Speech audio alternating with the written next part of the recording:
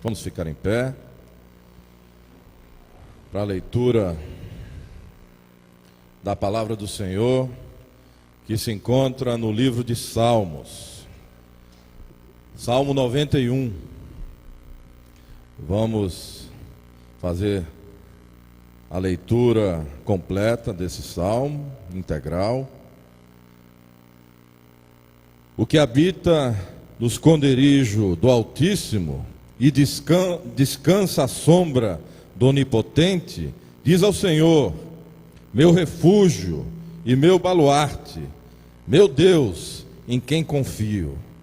Pois ele te livrará do laço do passarinheiro e da peste perniciosa. Cobrir-te-á com as suas penas, e sob suas asas estarás seguro. A sua verdade é pavês e escudo. Não te assustarás do terror noturno, nem da seta que voa de dia, nem da peste que se propaga nas trevas, nem da mortandade que assola ao meio-dia. Caiam 1000 ao teu lado e 10.000 à tua direita, tu não serás atingido.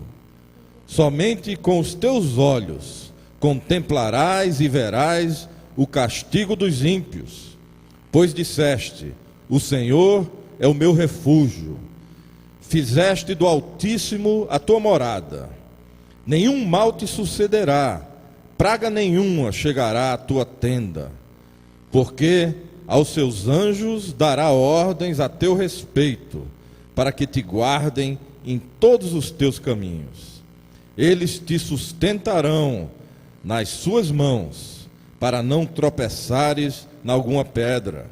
Pisarás o leão e a áspide, calcarás aos pés o leãozinho e a serpente.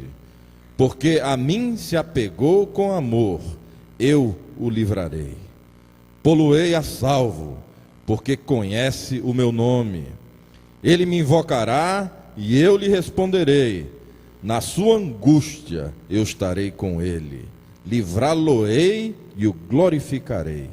Saciá-lo-ei com longevidade e lhe mostrarei a minha salvação. Palavra do Senhor, damos graças a Deus. Vamos ainda em pé cantar o nosso hino dominical.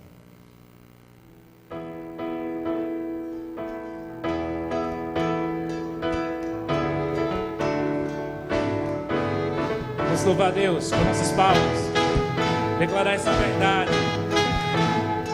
Tu és o meu refúgio e fortaleza, Senhor, socorro bem presente na hora da tribulação. És o meu refúgio, minha fortaleza, meu socorro eterno.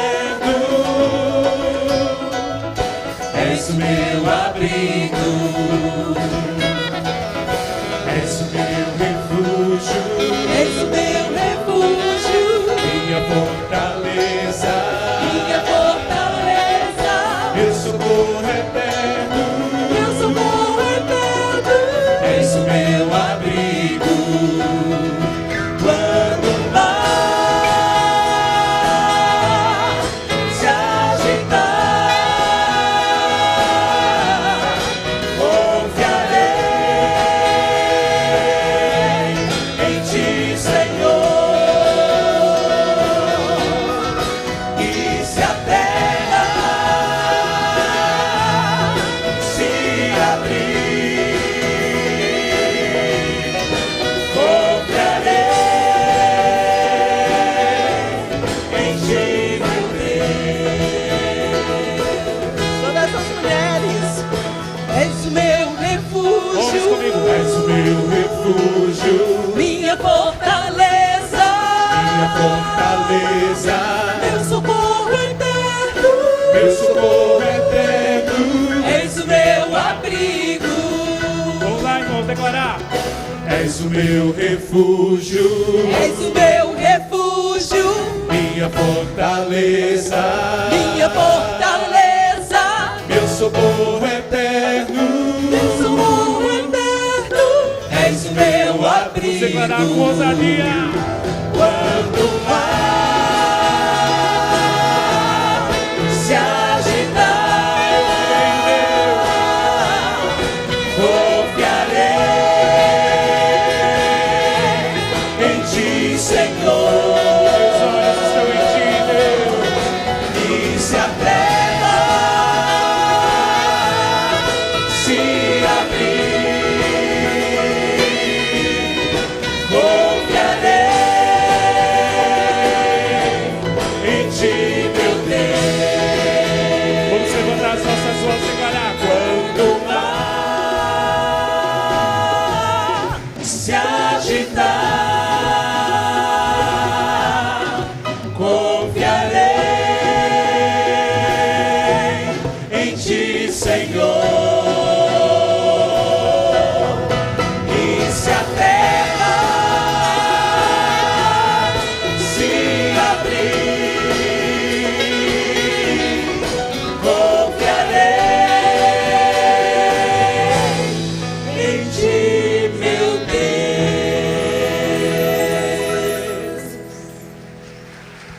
Aleluia. Podeis assentar, irmãos. Graça, paz, saúde e bem da parte do nosso Deus. Amém. Você tem medo? E tem medo do quê? Você tem medo do escuro? Você tem medo de monstro? Você tem medo de barata? O músico e compositor Lenine, recifense, nos brindou recentemente em um dos seus discos com uma música extraordinária, falando sobre medo. E eu retirei aqui um fragmento dela para ler para você. Ele diz assim: tenho medo de gente e de solidão. Tenho medo da vida e medo de morrer. Tenho medo de ficar e medo de escapulir. Medo que dá medo do medo que dá. Tenho medo de acender e medo de apagar. Tenho medo de esperar e medo de partir. Tenho medo de correr e medo de cair. Medo que dá medo do medo que dá. O medo é uma linha que separa o mundo. O medo é uma casa aonde ninguém vai. O medo é como um laço que se aperta em nós. O medo é uma força que não me deixa andar. Tenho medo de parar e medo de avançar. Tenho medo de amarrar e medo de quebrar. Tenho medo de exigir e medo de deixar. Medo que dá medo do medo que dá. O medo é uma sombra que o temor não desvia. O medo é uma armadilha que pegou o amor. O medo é uma chave que apagou a vida. O medo é uma brecha que fez crescer a dor. Na sociedade contemporânea, é impossível negar que nós vivemos com medo. Muitos deles são tão nocivos que acabam se imiscuindo em nossa psique e alterando a nossa consciência e, por conseguinte, as nossas ações. Há alguns tipos de medos que são universais e que são atemporais. Rosemary Zago, psicóloga clínica de abordagem junguiana, afirma que o medo é uma reação protetora e saudável do ser humano e que ele se manifesta sempre que há uma ameaça à vida. Este é o medo, digamos assim, normal. O medo danoso, aquele que marca as pessoas, que gera sequelas na existência, nasce quase sempre das experiências negativas e ameaçadoras que nós experimentamos. Sua intensidade tende a se manifestar de acordo com o histórico individual de cada um de nós. Determinante, porém, é que eles se enraizam nos escaninhos das nossas almas. Em função dessas afirmações que eu fiz agora, talvez você esteja assim com vontade de me perguntar: pastor, como é que o medo surge? Bem, além dos perigos iminentes e reais, nossos temores podem se originar de associações que nós fazemos ao longo da vida. Por exemplo, uma criança que teve a sua casa destruída por uma avalanche durante uma tempestade, pode se sentir ameaçada de ser alcançada novamente por uma tragédia toda vez que chover intensamente. Medo mata. Aliás, não somente ele, mas a ansiedade, que é a versão civilizada do medo, mata também. E é por isso que os psicólogos afirmam que o medo é uma espécie de câncer da alma. E pior, quanto mais nós negamos o medo, tão mais poderoso ele vai se tornando em nós e mais resistente. Eu quero lhe fazer uma pergunta essa noite. Você tem medo? E tem medo de quê? Sobre esse tema, justamente, eu queria estar pregando nessa mensagem que eu intitulei Medos de quem tem medo. Ela se constituirá num desafio para nós rompermos com, talvez, um círculo vicioso que nos prende a temores e nos assombra em nossas vidas, porque eu creio firmemente que o poder libertador do Espírito de Deus pode nos quebrar esses grilhões e nos pacificar a alma de tal forma a caminharmos de forma altaneira, como diz o profeta Abacuque. Mas eu não gostaria de dar sequência sem convidar você a um momento de oração. Por favor, baixe a sua cabeça e feche os seus olhos. Pai, nós temos medo. E temos medo de muitas coisas. Sofremos ambiguidades e contradições, inquietações e desencontros no nosso próprio ser. Alimentamos por vezes mazelas, ou fomos vítimas de cenas e fatos na nossa infância, juventude, que construíram calabouços no nosso interior, masmorras de agonia, de onde saem não raro fantasmas para nos assombrar na dinâmica da existência. E por isso te pedimos essa noite que a tua palavra aplicada ao nosso coração quebre toda fortaleza e nos refaça para a glória e honra do teu nome. Com o perdão dos nossos pecados nós oramos por Cristo nosso Senhor. Amém.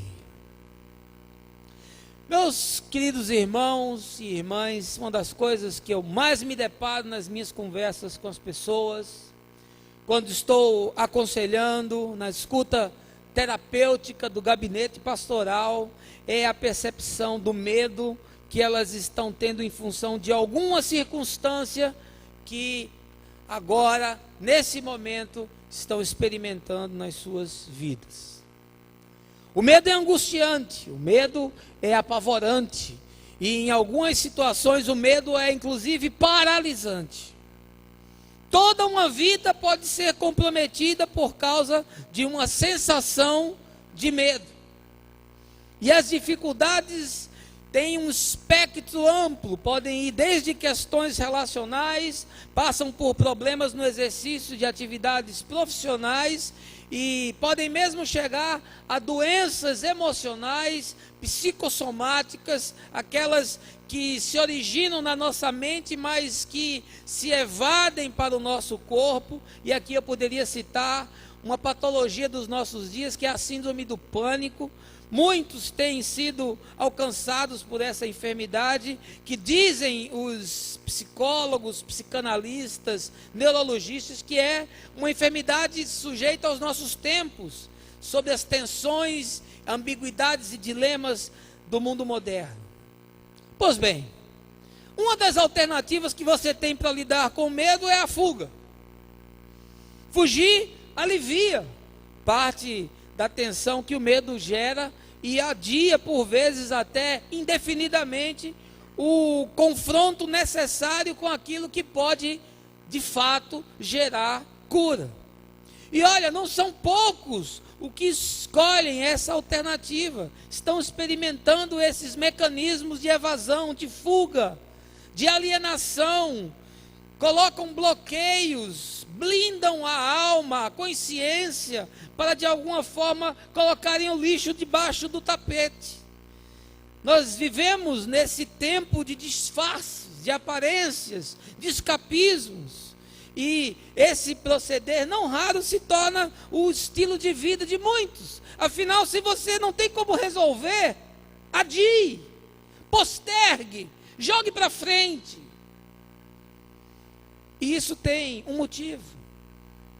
É que mexer com certas questões, revirar o passado, mexer nesse lixo que às vezes se acumula no fundo da piscina, abrir masmorras do nosso coração e a luz entrar nesses ambientes, reviver emoções que foram muito fortes, ou trazer cenas que nos marcaram, é muito doloroso.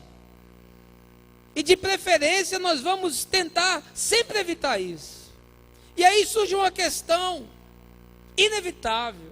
Será que é propósito de Deus que eu e você vivamos assim, reféns de medos, presos a medos, sucumbindo a circunstâncias de medo?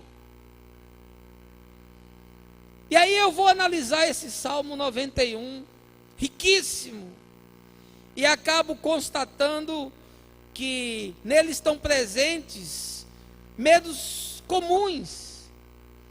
Eu chamo de medos genéricos, que aparecem irremediavelmente na minha história ou na sua. E esse Salmo 91 é um salmo que tem uma certa mística assim em torno dele. Eu me lembro que certa vez, visitando um executivo a trabalho, encontrei na sua estante uma figura de um preto velho, uma imagem de Buda e um crucifixo de Jesus. E assim no canto tinha uma mesa aberta com uma Bíblia. E aí eu disse para ele: eu vejo que você é um homem espiritualista. Ele disse: sou. Aqui nessa empresa nós damos espaço para todas as entidades, ninguém aqui é discriminado. Por exemplo, nós temos aqui um preto velho, uma figura do Buda, e temos aqui também uma de Jesus Cristo. Todo mundo fica feliz. Eu disse: é verdade, mas eu notei que o senhor tem uma mesa ali no canto com uma Bíblia. Ele disse: é porque a secretária é crente. E aí ela abriu no Salmo 91. O senhor sabia que o Salmo 91, ele assim, é um salmo que faz uma espécie de energização no ambiente? Um descarrego assim. Ele inclusive impede a maldade, o demônio de chegar nesse lugar. Eu disse: olha, eu não sabia disso. E ele disse: isso é tão poderoso que eu colei as páginas e essa Bíblia só abre no Salmo 91. Eu falei: que coisa tremenda.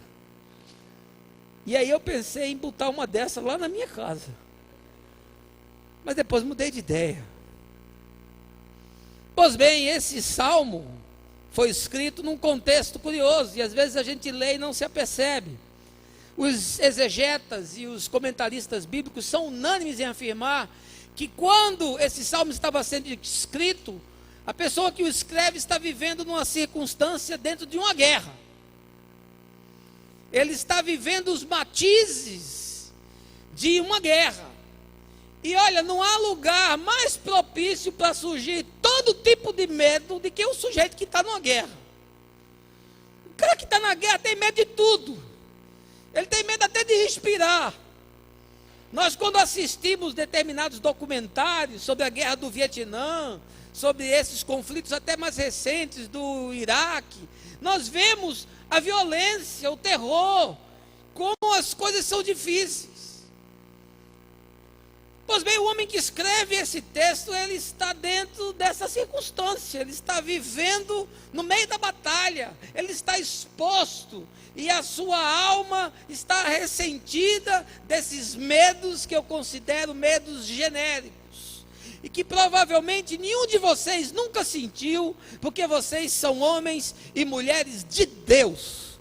Agora, eu já senti todos esses, irmãos.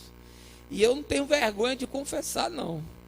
Eu já senti todos esses medos que eu vou falar aqui para você essa noite. O primeiro medo que o texto me revela é o medo da morte. E ele está lá no verso 6 do capítulo 91, diz assim: não te assustará a mortandade que assola ao meio-dia. As pessoas têm medo da morte. A banda Blitz, que eu via na década de 80, quando eu era garotão, tinha uma música que dizia assim: todo mundo quer ir para o céu, mas ninguém quer morrer. E parece que é verdade esse negócio. Aliás, bispo às vezes estava num congresso, e aí um pregador famoso, ele chegou lá na frente, depois de um louvor assim, tão bom quanto esse, falou: meus irmãos, quem quer agora se encontrar com Jesus? Aí os irmãos levantaram a mão: eu. Aí ele disse: você, irmão, você quer? Ele disse: eu quero. Vem aqui que eu vou orar, você vai morrer agora e vai se encontrar com ele. Aí o irmão não achou uma boa ideia, não. Pois eu quero dizer essa noite aqui: tem alguém aqui que quer se encontrar com Jesus agora? Vem aqui que eu vou orar por você, para você se encontrar com ele. Mas a verdade é que nós temos medo da morte porque nós vivemos de forma irresponsável a vida. Nós vivemos com medo da morte porque parece que as nossas certezas são muito frágeis, as nossas convicções são muito etéreas. Nós temos às vezes algumas dúvidas se de fato existe aquilo que a Bíblia fala que existe. Será que existe ressurreição ou não existe? Será que existe vida eterna ou não existe? Será que a vida termina quando o último sopro de vida é respirado? E nós ficamos com essas inquietações, mexendo com a nossa cabeça. Afinal de contas, ninguém que foi nunca voltou para dar recado. E aí a gente fica com medo da morte. Mas diz que dois amigos assim, muito amigos mesmo, gostavam muito de futebol, jogavam todo final de semana aquela pelada juntos. Aí disseram assim: olha, se a gente morrer, o que morrer primeiro, quando estiver no céu, vai ver se tem pelada lá. E volta para avisar o outro. Combinado, combinado. Aí depois de muitos anos, um morreu. Aí o amigo foi, chorou no enterro, aquela coisa. Quando foi na semana, ele está dormindo. Aí aquele negócio pega no pé dele, ele acorda, é o amigo dele. Ele fala: vai-te, assombração. Ele disse: não, a gente não tinha combinado. Ele falou: é mesmo? Me fala aí. Ele disse: eu tenho duas notícias para te dar, uma boa e uma ruim. Ele disse: dá logo a boa. Ele disse: do céu tem futebol, rapaz. Ele disse: isso é muito bom. E qual é a ruim? Tu vai jogar domingo. A gente tem medo de morrer. Admita aí, você talvez tenha esse medo. E na cultura ocidental isso é uma desgraça. Nós evitamos funerais, nós evitamos hospitais, nós não queremos saber de doentes terminais. Qualquer coisa que nos remete ao medo, a gente quer distância. Há uma escritora, pesquisadora chamada Elizabeth Kubler-Ross, que estuda esse negócio da questão do medo, da morte. Se fala em morte, cara, não quero falar de morte não. Você já viu o pregador chegar no domingo e dizer: meus irmãos, hoje vamos pregar sobre a morte. Domingo seguinte não tem mais ninguém na igreja, vai todo mundo embora. Não acontece isso, nós não falamos da morte. Nós só queremos um evangelho triunfalista, um negócio aqui que nos catapulte para cima, para vivermos as promessas de Deus. Nossos filhos nunca foram ao enterro, não sabem o que é um cemitério. Quando passa pela frente e pergunta: papai, o que é aquilo? É um parquinho, meu filho, olha as flores ali, tão bonitinhas. A gente não fala, a gente tem medo da morte, porque parece que as nossas certezas são frágeis. A gente não tem convicção do que virá. E Salomão, escrevendo o capítulo 12 de Eclesiastes, parece compartilhar desse medo, que ele fala da velhice como essa estação última da vida, com uma nostalgia profunda. E diz assim: olha, está chegando o momento de morrer, e os pranteadores estão ao derredor, quase que esperando a minha partida. E ele fala com um certo tom de quem está com medo. Agora, se você tiver oportunidade de estudar as Escrituras de forma mais profunda, esse seu medo desaparece. Porque a morte é a coisa mais certa que a vida inventou. Mas o meu Senhor me disse que aquele que cresce nele passaria da morte para a vida. E portanto eu acredito no que diz a Escritura Sagrada. Amém? Leonardo Boff, num dos seus mais notáveis trabalhos, Vida para Além da Morte, diz que eu e você não estamos caminhando para morrer, nós estamos caminhando para nascer. E ele diz: olha, nós somos o não ser, estamos caminhando para ser. Porque quando morremos, então o projeto de Deus se estabelecerá em nós, nós conheceremos como somos conhecidos, e aí nós passaremos a ser a imagem e semelhança do Filho, que é o primogênito entre muitos irmãos, conforme Paulo aos Romanos. E por isso Boff, de forma extraordinária, diz que eu e você não estamos envelhecendo para morrer, na verdade nós estamos envelhecendo para nascer, e para experimentar aquilo que Deus projetou para os seus filhos. Samuel Johnson afirma o seguinte: não importa como uma pessoa morre, mas sim como ela vive. O segundo medo que as pessoas têm é o medo da violência. E aí eu quero lhe fazer uma pergunta essa noite: você tem medo? E você tem medo do quê? Verso 7 do capítulo 91 diz assim: caiam 1000 ao teu lado, 10.000 à tua direita, mas tu não serás atingido. O sujeito que está na guerra, ele está com medo de morrer o tempo todo. E eu penso que nós estamos vivendo num tempo de guerra. Os números de assassinatos no Brasil são compatíveis com números de um país em guerra civil. O nosso estado é um dos mais violentos. A nossa cidade está entre as mais violentas, a despeito de todos os esforços que nós reconhecemos, inclusive, que foram feitos pelo governo. Mas isso é um problema com uma conjuntura muito mais ampla, muito mais profunda. Isso tem desdobramentos para muito além de investimento em viatura, em câmara e coisas desse tipo, que ajudam, mas são paliativos, não resolvem em definitivo a questão. Porque vivemos numa sociedade perversa. Nós vivemos num país onde a distribuição de renda, ela é muito desigual, e isso gera um mecanismo de desigualdade muito agressivo e provoca esse estado de violência. Mata-se por qualquer coisa. Nos nossos dias, uma pessoa mata a outra por conta de um tênis. A minha esposa é professora de uma faculdade dessa cidade, e recentemente ela ligou para mim, há 3 semanas atrás, disse: estou saindo daqui nas pressas. O que foi que houve? Acabaram de assassinar um aluno aqui na frente da universidade, um estudante de direito, com um tiro na cabeça. Saiu aí em todos os jornais. Você pega as notícias do final de semana, se você espremer o jornal, cai sangue de tanto assassinato que tem. É aquele filósofo moderno, Cardinot, que dá aquelas notícias horrorosas. Então é uma coisa triste, mas é a verdade que é o pior. E tem gente que assiste aquilo porque aquilo é muito bizarro, meu irmão. Aquele negócio é muito punk. O cara que assiste aquele negócio tem que repensar o que está acontecendo na cabeça dele, porque é muita violência. Mas eu e você, nós estamos vivendo nesse tempo, e nós temos que constatar isso. Você tem medo da violência? Nós nos tornamos reféns nas nossas casas. Nós queríamos andar com um tanque de guerra. O meu sonho é ter um tanque de guerra. Porque eu com um tanque de guerra, eu tenho o cara, só se ele tiver uma bazuca, um negócio assim, um míssel para me atingir. Mas eu tenho medo da violência. Porque nós vivemos agora enclausurados nas nossas casas. Nós temos medo de ir até no shopping center, que aparentemente é um lugar seguro.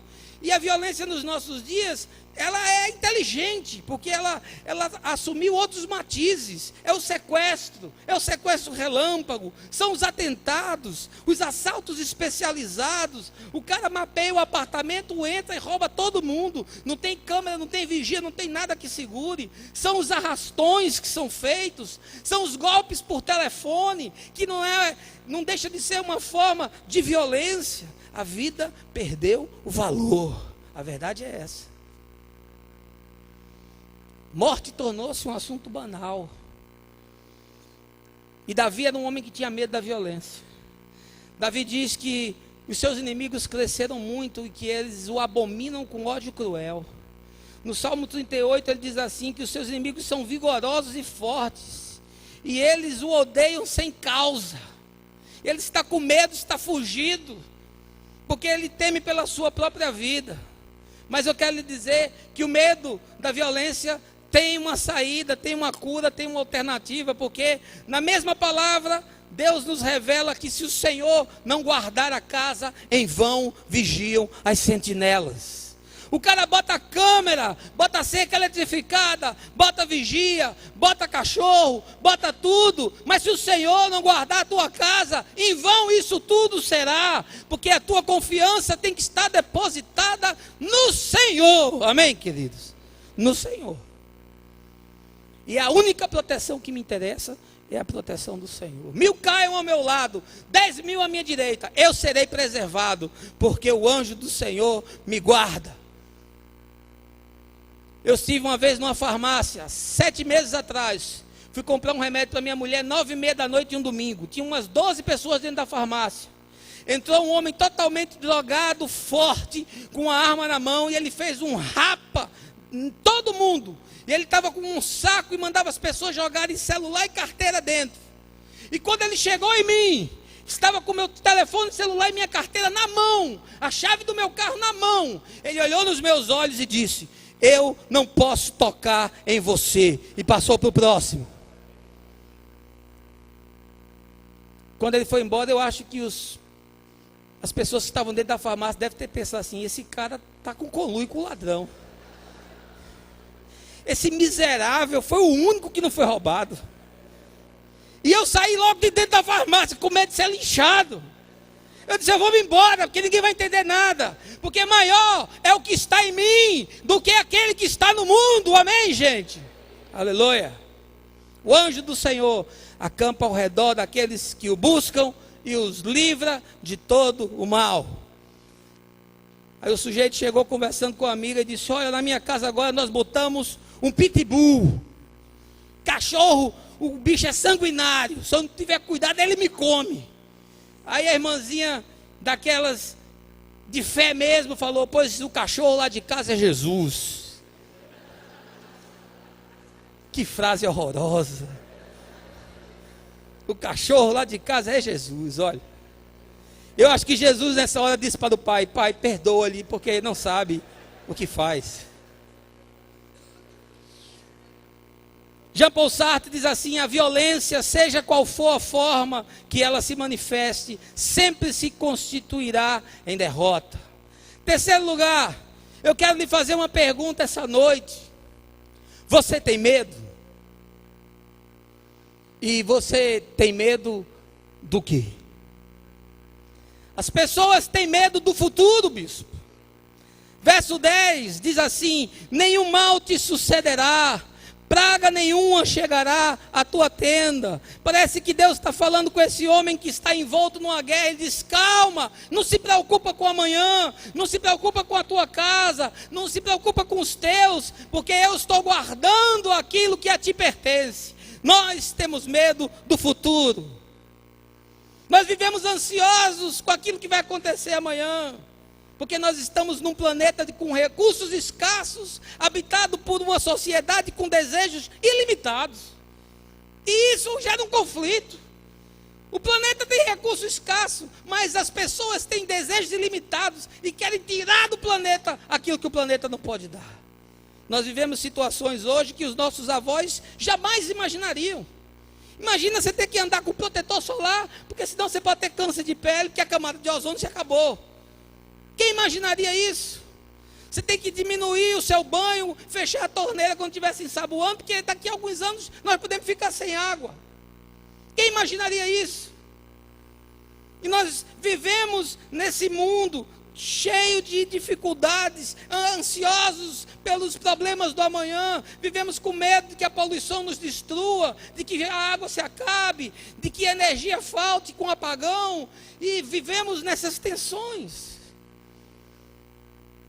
Vivemos com medo de perder o nosso padrão, os nossos status quo, e aí começamos a sofisticar a vida, começamos a desejar coisas, muitas das quais nós não precisamos. E temos que ser o melhor, morar na melhor casa, ter o melhor carro, e estar com o apartamento mais bonito que seja, mesmo que isso nos custe todo o nosso salário.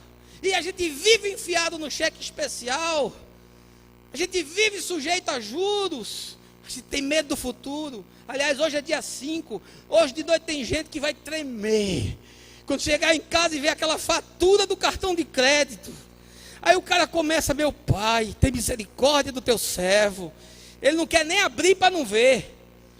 Pior é quando ele pergunta à mulher: benzinho, o cartão chegou? E ela faz: nem sei, amor, parece que esse mês não veio. Pode se preparar que a desgraça vai ser grande. Ela enfiou o pé na jaca, meu irmão. É para lá de R$1.000 a sua fatura. A gente fica ansioso, nunca está satisfeito. Mora num apartamento de 70 metros, que é um de 120. Tem um carro que é 2. A gente usava um tipo de roupa que é agora uma de marca. O sujeito usava leite de rosa e agora só quer Paco Rabanne. É assim, a gente nunca se satisfaz. A gente comia carne de segunda, agora só quer filé. A gente nunca está satisfeito. E isso gera medo do futuro. Será que eu vou poder manter o meu padrão? Será que eu vou poder pagar o meu seguro saúde? Será que eu vou poder manter o meu carro? Aí a gente fica com essas inquietações. Será que eu vou conseguir manter a minha casa? Será que eu vou conseguir botar os meus filhos na escola? E vai nos angustiando. E a Bíblia diz que aquilo que o homem ceifar, isso também ceifará. O que é que você tem plantado na tua vida? O que você plantar, você vai colher, meu irmão. Há um homem que tinha medo do futuro, era Jó. Jó foi acometido por uma avalanche, por uma tragédia que desarrumou a sua vida. E ele diz assim: me deram por herança meses de desengano e noites de aflição me proporcionaram. Ao deitar-me digo: quando me levantarei? Mas comprida é a noite, e farto-me de revolver na cama até a alva. Os meus dias são mais velozes do que a lançadeira do tecelão, e se findam sem esperança. Eis aqui um homem preocupado com o futuro, eis aqui um homem preocupado com o amanhã. Mas eu tenho uma vacina para lhe dar essa noite. Basta para cada dia o seu próprio mal, disse Jesus. O pão dos justos Deus o dá enquanto eles estão dormindo. Não é o seu taco, não é o seu muque, não é a sua competência, não é o seu talento, mas é Deus que diz: nunca vi o justo desamparado, nem a sua descendência mendigar o pão. Amém, amigos? Olha, pode ser que você não tenha tudo o que você queira, mas Deus te dará tudo o que você precisa. E mais, eu gosto desse negócio, não vai faltar pão. Porque o cara come o pão, toma um copo d'água, aquilo incha e dá aquela sensação de saciedade. Aí você pensa assim: eu comi um fazão. Glória a Deus. Lançai sobre ele toda a vossa ansiedade, disse Paulo, porque ele tem cuidado de vós. E Jesus disse: vinde a mim todos os que estáis cansados e sobrecarregados, e eu vos aliviarei. Acabe com seus medos pelo futuro. Mário da Silva Brito disse assim: quem muito pensa no futuro perde o presente. O grande drama da vida humana, preguei a semana passada, está entre o ontem e o amanhã. Sofremos pelo que foi, ansiamos pelo que virá, mas nunca vivemos o agora. Por isso eu lhe digo: carpe diem, viva o hoje, viva o agora. Esqueça desse negócio do futuro, porque o futuro está nas mãos de Deus, e Ele dará graciosamente aos seus filhos tudo aquilo que lhe apraz. Amém? Eu tenho uma pergunta para lhe fazer essa noite: você tem medo do quê? Do que é que você tem medo, meu irmão, meu amigo, minha amiga? Verso 11: porque os seus anjos dará ordens a teu respeito, para que te guardem em todos os teus caminhos. As pessoas têm medo do fracasso. Olha o que Está escrito pelo salmista que Deus dará ordem aos anjos para guardarem os nossos caminhos, porque nós temos medo de construir caminhos e esses caminhos darem no nada. As pessoas têm medo de empreender e aquilo não levar a nada. As pessoas têm medo de tomar decisões e as decisões serem as mais trágicas possíveis, porque nós construímos a nossa vida baseados em ter e não baseados em ser. Jesus nos chamou para vencer o mundo, mas eu e você queremos vencer no mundo. Invertemos a lógica. E os parâmetros e as medidas da sociedade que nós vivemos vão nos empurrando para a gente ser só gente de sucesso. Você tem que ser um cara de sucesso, um vencedor. Você tem que ser o que passa por cima de todo mundo, o que bate todas as metas, o que faz todas as diretrizes, o que chega em primeiro lugar. E isso vai gerando medo. É o medo do fracasso. É o medo de falir, é o medo de se separar, porque as pessoas vão falar e vai dividir o patrimônio, é o medo de ser demitido, é o medo do pastor que fica sem ter igreja, é o medo do irmão que foi surpreendido em pecado, é o medo de que uma doença repentina chegue e nos invalide e nos tire as nossas forças, porque nós temos que ser campeões, nós somos empreendedores, nós somos aqueles que constroem, nós não somos daqueles que desistem, nós temos medo de fracassar. Essa é a verdade. E muitos, por conta desse medo, começam a viver uma vida miserável, se tornam escravos do trabalho. E eu lhe digo essa noite: trabalhe para viver, mas não viva para trabalhar. Porque Deus não lhe criou como uma máquina. Homem é o que sois, já dizia Chaplin em tempos modernos. Homem é o que sois. Você não é de aço, você é de osso.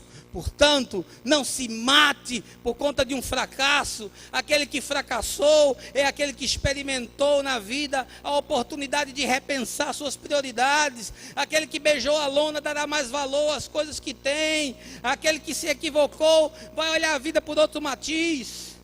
O filho pródigo saiu de casa cheio de dinheiro, bombado, ricaço, foi, torrou tudo. Mas era um miserável, era miserável de alma, era esvaziado de valores. Mas quando ele perdeu tudo e a vida lhe ensinou, e ele comeu alfarroba de porco, ele disse: eu vou voltar para o meu pai. E aí ele voltou quebrado na emenda, estourado no pito. Mas em compensação, miserável. Não tinha um centavo na conta, os cartões de crédito tudo cortado. Ele não tinha dinheiro para comprar um saco de jujuba. Mas ele voltou rico da misericórdia, da graça de Deus. E o pai o recebeu e fez uma festa para ele. Aleluia, amém. Não tenha medo do fracasso. Aliás, esse negócio do filho pródigo, eu nunca entendi por que o pai fez uma festa. Nunca entendi esse negócio. Esse pai não era um pai muito espiritual. Porque se fosse um cara espiritual, ia fazer uma vigília. Vamos fazer uma grande vigília de oração, né? Uma noite de testemunhos, um louvorzão. Aí o cara faz um pagode, ninguém entende nada. E o filho dele ficou escandalizado, disse: meu pai aí é o louco. E aí Nietzsche diz: eu não acredito num Deus que não dança. Coitado, nunca leu a parábola do filho pródigo. Porque Deus ali dança. Porque Deus se alegra na festa, na alegria. E Deus tem prazer na minha e na sua alegria, amém. Moisés tinha medo do fracasso. Quando Deus chamou Moisés, disse: Moisés, tu vai libertar o meu povo. Eu disse: eu não posso, eu estou com 80 anos, eu estou aposentado. Moisés, é você mesmo, rapaz, é você que vai. Senhor, eu sou gago. Diz aqui no texto de Êxodo 4, verso 10. Disse Moisés ao Senhor: Senhor, eu nunca fui eloquente, nem outrora, nem depois que falasses a teu servo. Eu sou pesado de boca e pesado de língua. Moisés disse: manda Arão, que Arão é o cara. Arão falando, ele destrói. Agora aí Deus disse: meu irmão, quem vai é você mesmo. Você vai lá para Faraó e diz assim para ele: olha, eu só me enviou. E agora você vai libertar o meu povo.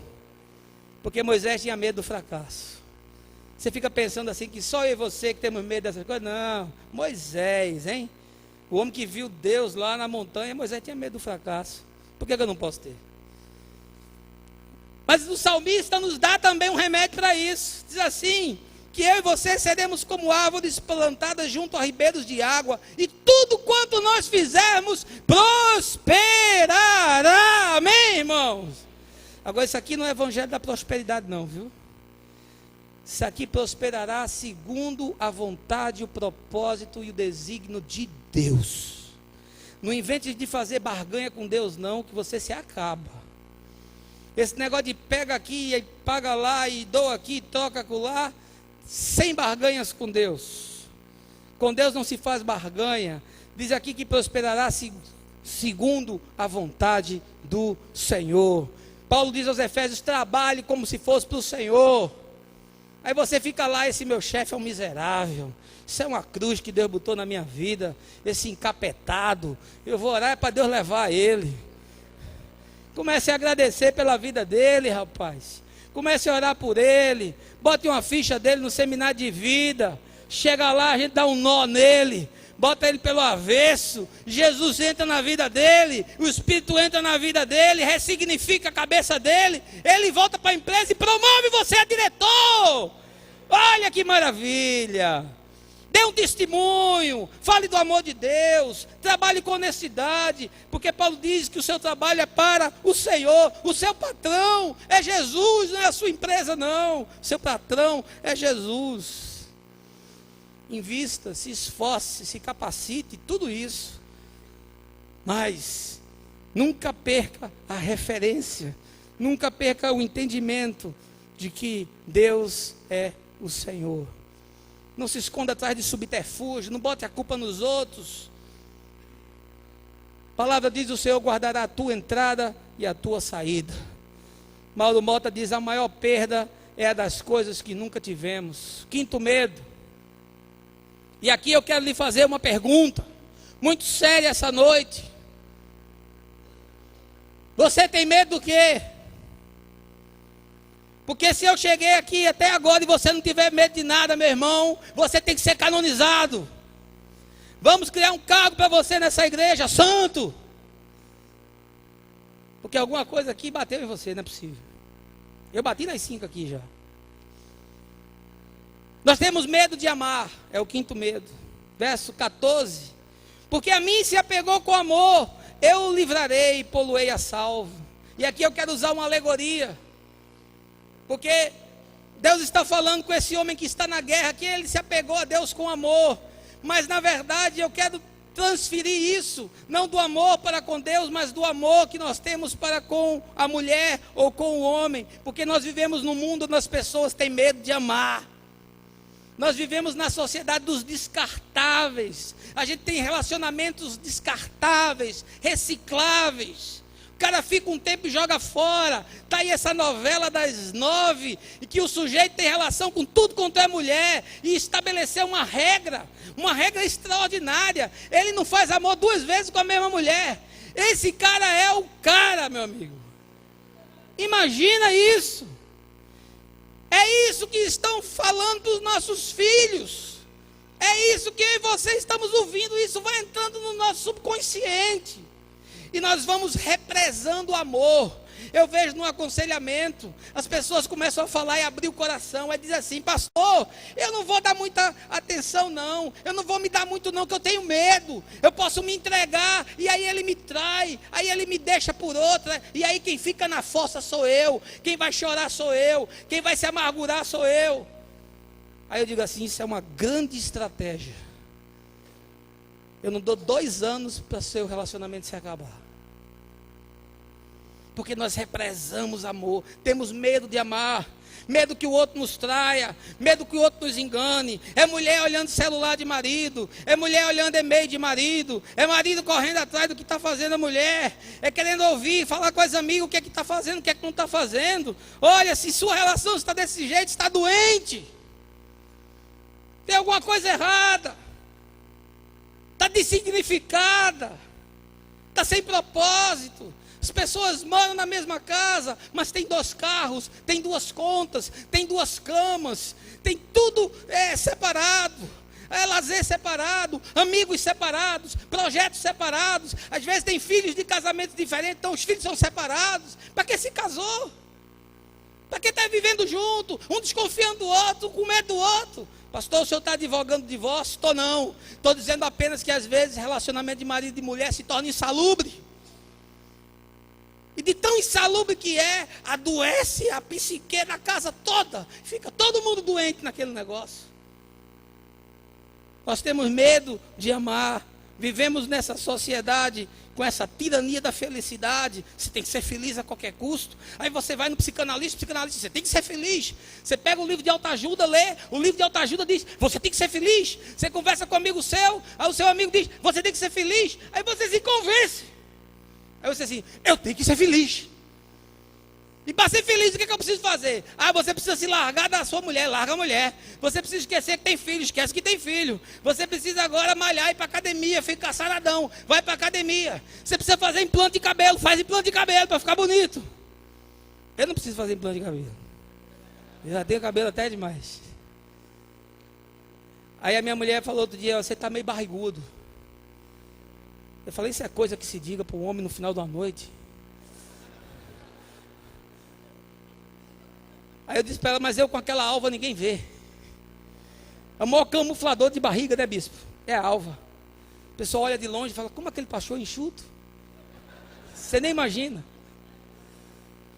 Mas nós temos medo de amar, represamos amor. Damos amor de conta-gota, fazemos uma competição com o cônjuge. Eu não faço isso porque ele não faz aquilo. Eu não me dou aqui porque ele não se doa ali. Eu não faço isso porque ele não faz aquilo. Que desgraça! Totalmente diferente do que diz a Bíblia. E há um homem na Bíblia que tinha esse medo, era Sansão. Sansão olhava para Dalila e dizia, essa Danila não vale nada.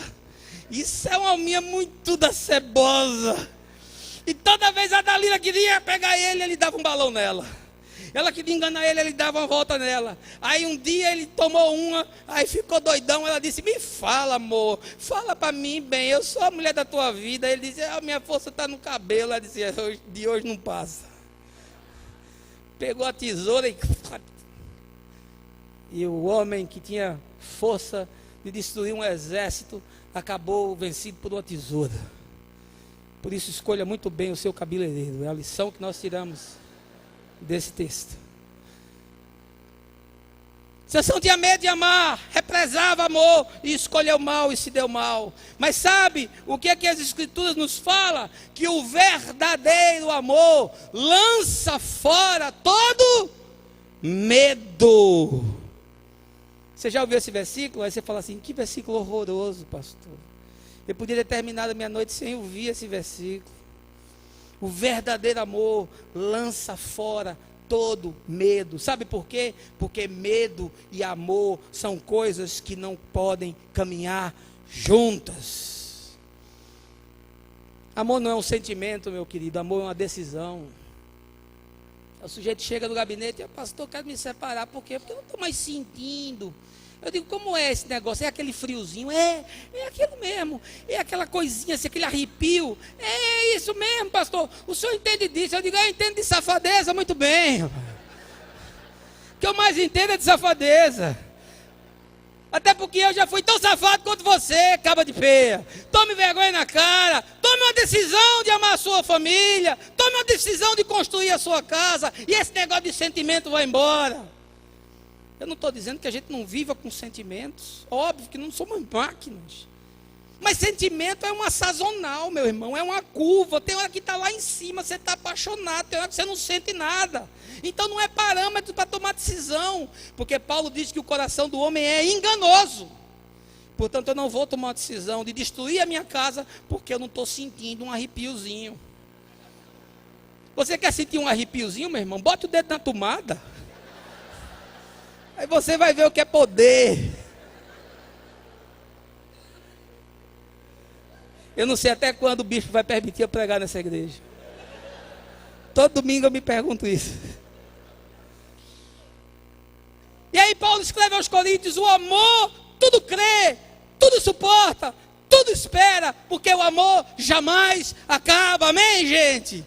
Você está com medo de amar? Solte as amarras. Solte essa comporta de amor represado, abre o seu coração, se dê ao outro. Se ele não entender, azar dele. Se ele não compreender, problema dele. Se dê, porque essa é a única forma que você tem de construir uma relação boa, sadia, saudável, sustentável. E esse homem ou essa mulher que for amado, jamais ele vai procurar outro ou outra, porque ele vai saber o valor daquilo que ele tem dentro de casa. Amém?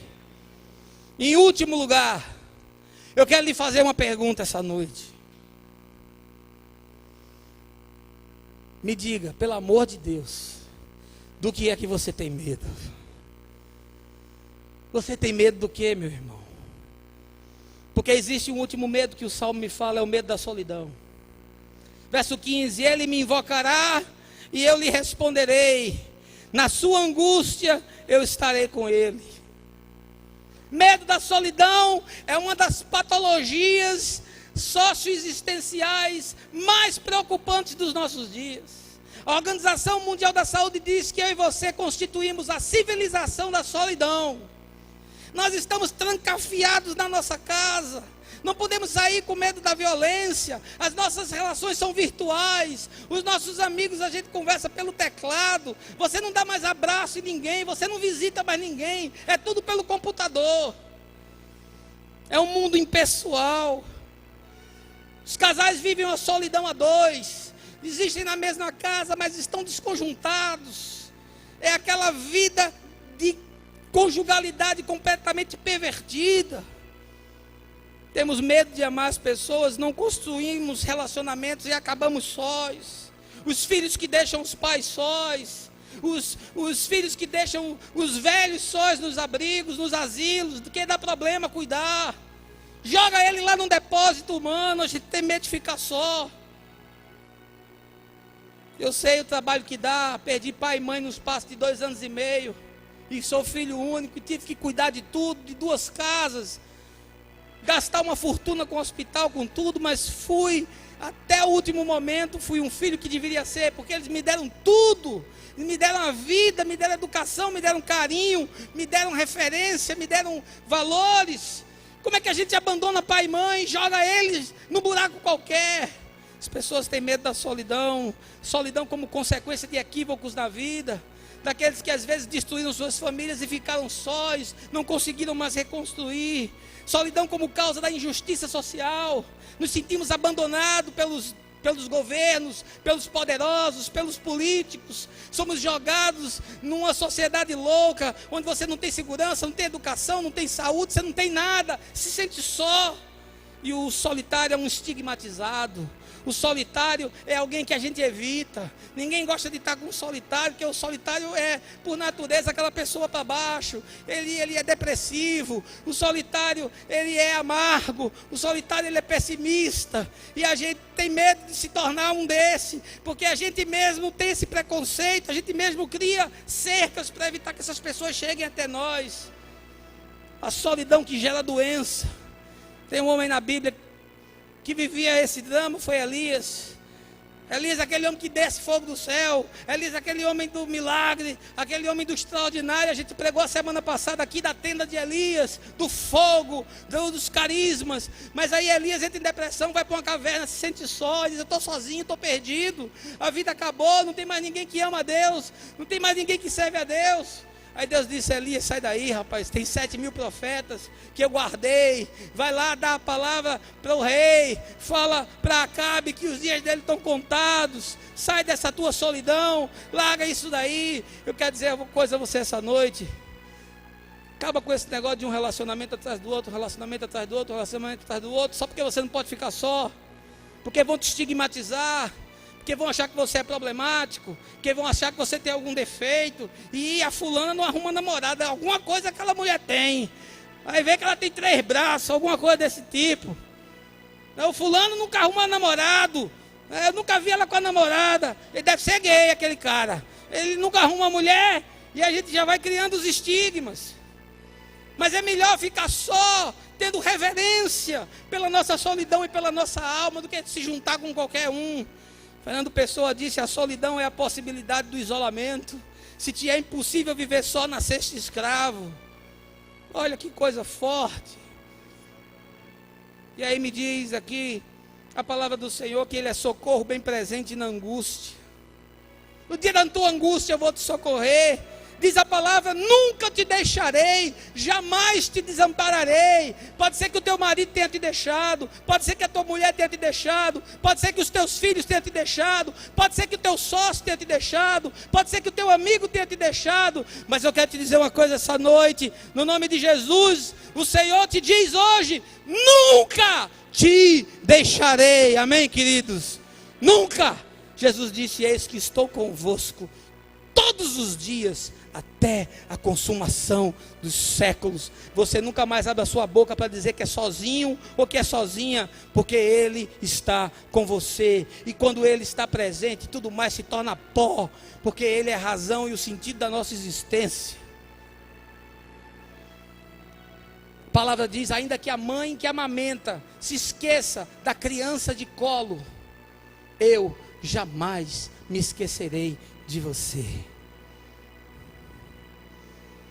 Eu quero lhe fazer uma pergunta essa noite.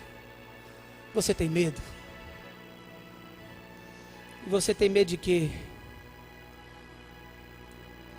Viver com medo é como viver no tormento da batalha, sobressaltado, desconfiado, atarantado.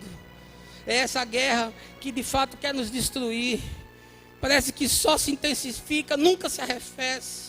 E esse inimigo teima em não recuar, dá-nos a impressão de não poder ser vencido. Mas essa noite eu vim te propor algo aqui no nome de Jesus. Que essa guerra para você hoje termine, que esses medos para você hoje cessem. Eu vim te dizer que há libertação e que há cura no nome de Jesus. E nós vamos pedir ao Espírito de Deus que venha essa noite e arranque de nós esses medos que nós carregamos, para que a gente possa caminhar de forma desembaraçada na vida. Amém?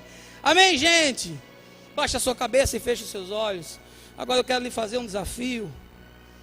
Se você tem um desses medos que eu falei, ou qualquer outro na sua vida, e você hoje veio aqui, você quer se libertar disso, e você não tem vergonha de ficar de pé e de receber uma oração, eu quero te pedir nesse momento, fique de pé que eu quero orar por você. Amém, amém. Fique de pé, eu quero orar por você. Quero orar por você.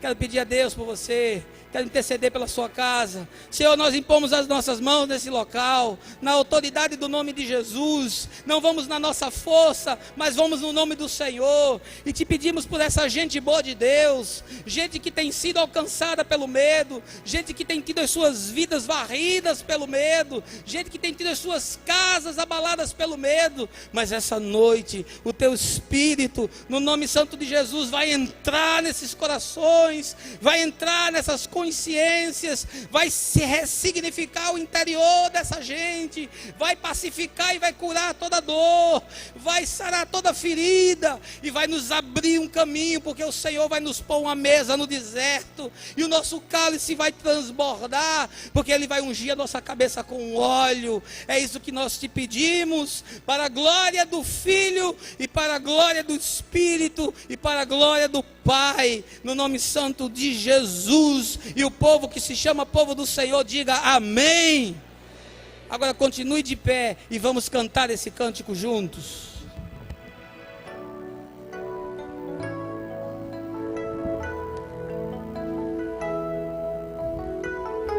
Faça dele a sua oração, faça dele o seu clamor a Deus essa noite. Eu não tenho que andar ansioso, se vou ter o que comer ou vestir. Se o Senhor veste os lírios do campo, o que mais não faz